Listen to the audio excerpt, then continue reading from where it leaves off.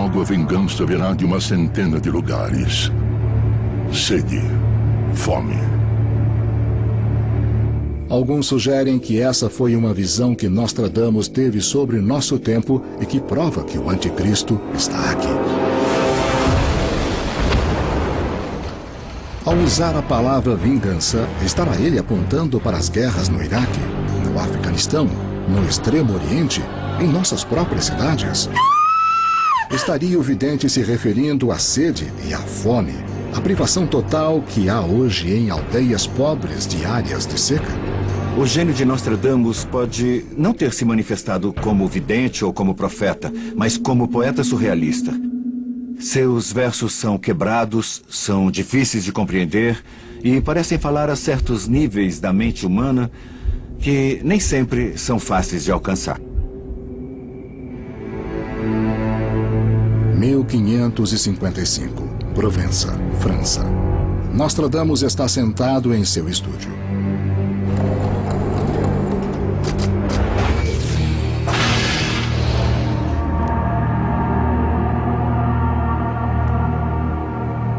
A certa altura, ele ouve uma voz e, de repente, suas roupas estremecem.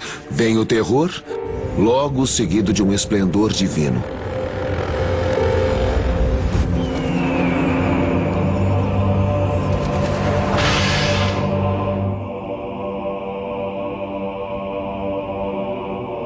Evidências sugerem que Nostradamus identificou o primeiro anticristo numa quadra especialmente hermética. Paul, Ney, Oloron serão mais fogo do que sangue.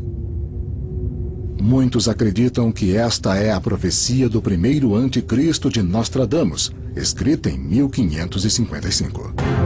Paul, Ney, Oloron. São 3 cidades do sudoeste da França.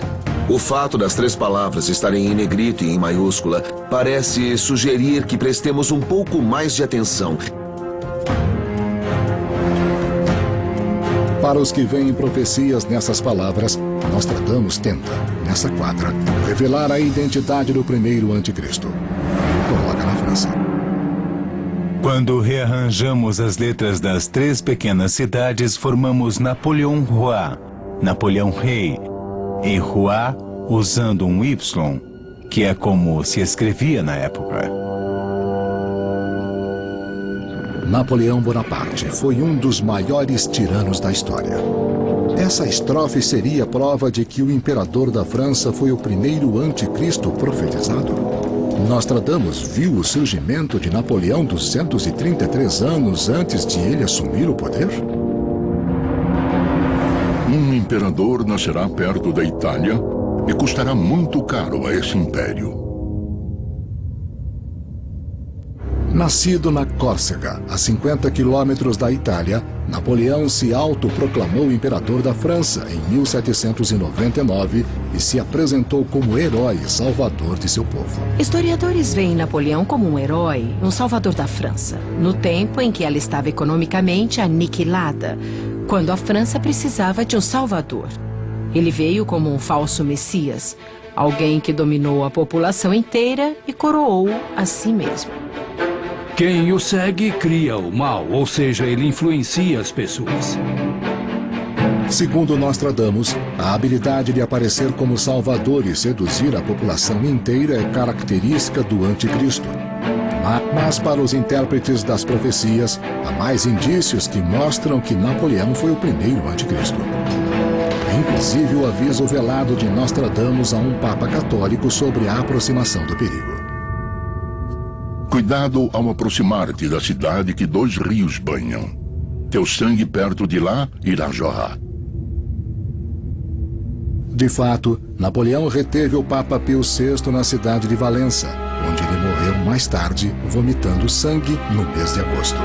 E Valença está na confluência de 2 rios. Seguidores do vidente dizem que até contemporâneos de Napoleão viram a semelhança do imperador com os escritos de Nostradamus. Várias profecias nos versos de Nostradamus foram aplicadas a Napoleão em seu próprio tempo. Uma, por exemplo, diante do nome nunca usado por outro rei francês, Quer dizer, ninguém mais se chamou Napoleão na monarquia francesa e não era o nome da ex-dinastia governante dos Bourbon. Raio algum foi tão devastador, estremecem Itália, Espanha e Inglaterra. Todas terras invadidas ou atacadas por Napoleão. Esse tipo de profecia foi facilmente associada a ele. Mas acredita-se que talvez o caos e o derramamento de sangue trazidos em nome de Napoleão o qualificam como o anticristo. Nostradamus parece esclarecer que o presumido primeiro anticristo também seria imerso em sangue. Ele é menos príncipe do que carniceiro. Certamente Napoleão foi responsável pela morte de muita gente. Quando invadiu a Rússia em 1812, seu exército começou com 600 mil homens e quando voltou derrotado estava com 18 mil. Ele é o primeiro anticristo, porque uma característica comum a eles é o grande derramamento de sangue. E houve um grande derramamento de sangue com Napoleão. Napoleão foi responsável pela morte de 3,5 milhões de pessoas, mais do que qualquer ser humano até ali. E por isso, muitos concluem que ele cabe na descrição do primeiro anticristo. Adiante, a quadra diz. As forças foram longe demais pelo vento norte. Até a derrota, depois de ir longe demais na Rússia, o vento norte parece estar citada nas quadras de Nostradamus. Teria o próprio Napoleão acreditado ser o anticristo que Nostradamus profetizou? Evidências indicam que o imperador leu seus escritos. Napoleão possuía uma coleção das profecias de Nostradamus em sua cabeceira. Infelizmente, eram falsas. Na virada do século XIX, Napoleão ordenou um genocídio na colônia francesa do Haiti. Suas tropas chacinaram pelo menos 100 mil escravos, envenenando alguns com gás de óxido de enxofre nos porões de navios franceses.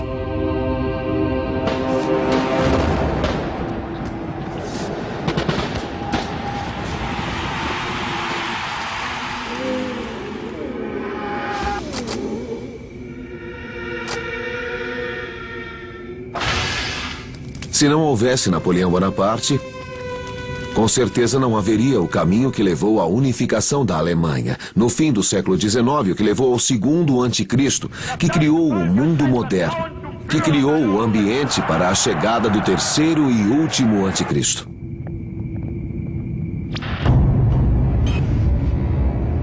Não há dúvida de que o rastro de sofrimento deixado por Napoleão faz dele um dos monstros da história. E, a se acreditar na profecia, mais do que um monstro, ele foi o primeiro anticristo profetizado por Nostradamus. Há mesmo múltiplas referências a Napoleão em Nostradamus? Serão elas mais do que coincidências? E quais são os elos entre Napoleão e o segundo presumido anticristo Adolf Hitler? Poderão esses elos nos levar a identificar o terceiro anticristo?